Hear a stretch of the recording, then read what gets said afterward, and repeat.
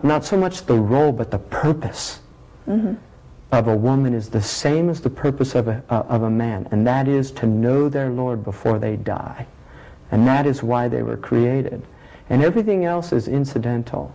That is the essential purpose of a human being, is to have a direct relationship with the Creator of the heavens and the earth. And if they're told anything else, it's a lie. If they're told that their main role in life is to have children, that is a lie. Children are a path to God, and they're a powerful path, and children are spiritual teachers. Children are teachers. They teach us. And they also remind us about a purer world, a purer state, and a state that our souls were once in. But I would say that the purpose of a woman is the purpose of a man. It is to know and worship God. How much of an impact does our cultural heritage as women have on our identities today? How much does culture play in our identities? Well, you know, the nature-nurture argument, I think that nature and nurture are both working together. Environment has a massive impact. If you grow up in Sri Lanka, you'll enjoy listening to a certain type of music that most Americans would have a really difficult time listening to, and vice versa. A Sri Lankan would be horrified at what people listen to in Los Angeles. But, well, that's changing due to global pressures.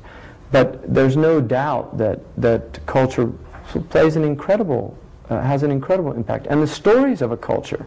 In our culture, I was raised as a Christian, and in the Christian culture, we're taught that Eve basically is the cause of the fall of man. Which is alien to the Islamic belief, but it's central to the Christian belief, and this is why many Christian women, or post-Christian women, have abandoned Christianity, because they don't like the idea of praying to a father. They don't like the idea of a male God. And this is something that is alien to Islam. Islam has no understanding of a male God. God is beyond male and female. God's attributes are exalted beyond human attributes. We don't anthropomorphize God. God is called a king in the Quran, Malik, which tends to be a male attribute. But he's also called Al-Wadud, which is the word for a loving wife. He's also called Ar-Rahman, which is the merciful.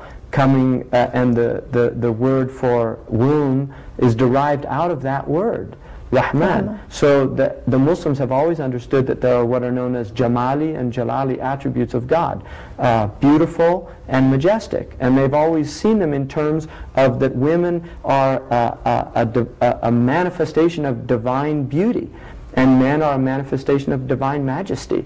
And outwardly and inwardly it's reversed. Inwardly, women have divine majesty as the attribute that's manifesting in them, and inwardly men have divine beauty. That's the way it's supposed to be. I mean, these are healthy. I'm talking about healthy cosmological understandings when people are living as Adamic people. But one of the things that can happen to human beings, according to the Quran, is they can be reduced to lower than animals. And you see it out there.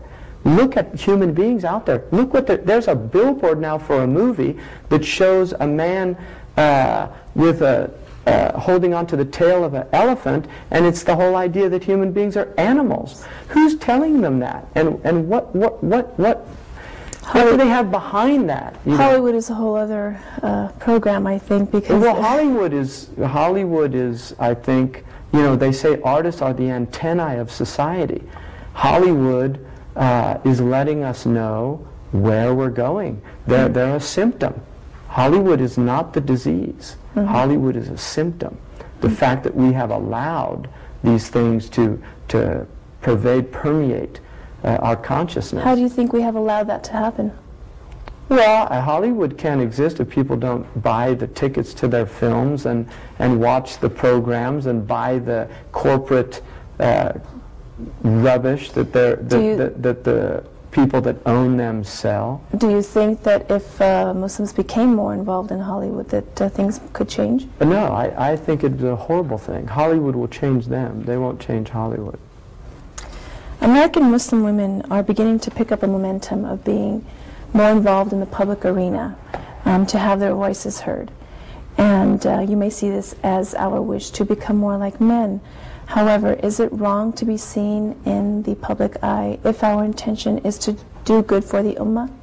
Well, I mean, you're putting those words into my mouth. I wouldn't see it as becoming more like men. I think women have responsibility. In fact, I personally believe that if women don't have indignation about what's happening to their children, about what's happening to their societies, and if that indignation does not motivate them to literally do some serious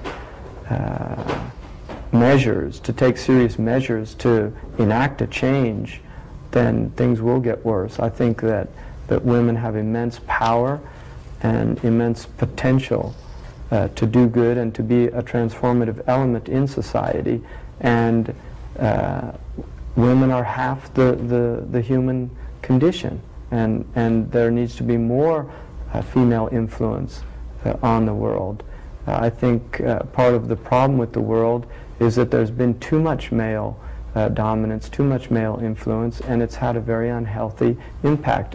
We call the earth Mother Earth, and that's not a Western idea, that's actually an Islamic concept as well. The Prophet Muhammad ﷺ in a hadith in Tabarani said, "This earth is your mother."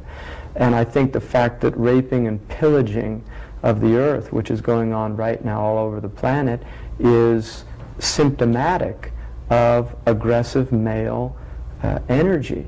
And that if that male energy is not tempered by the humanizing element of the female, of the mother, of getting the milk of human kindness, that we will continue to do this until we destroy the viability for human life on the earth. And I think that the criminals behind that will be men. They will not be women, unless we see women as complicit in the crime by their silence. So I don't believe that at all. I think women have to do something. And I think there's signs of that. I think that there's women in this culture that have done extraordinary things. We have a history of women, not just in the West, but in the Muslim world. There's a beautiful story of an Andalusian woman. She was a poet who was so distressed by the tyranny of a governor in her province that she wrote a poem to the caliph. And in the poem she said, "What do you say about a shepherd who's eating his flock?" And the poem was so powerful, she sent it through a messenger to the caliph, and when he read the poem he was moved to tears, and he actually went to that city and ascertained indeed that the governor was oppressing the people, and he removed him, and that was from the poem of a woman. That is a beautiful display of political dissent at the highest levels, and shows you the sophistication of the people, not just the men, but the sophistication of the women, to actually protest in poetry, and to have that poetry move the ruler to the degree that he would do something, was a testimony to what type of people they were. Let's talk a little bit about issues where women seem to not have as much power, as you could say.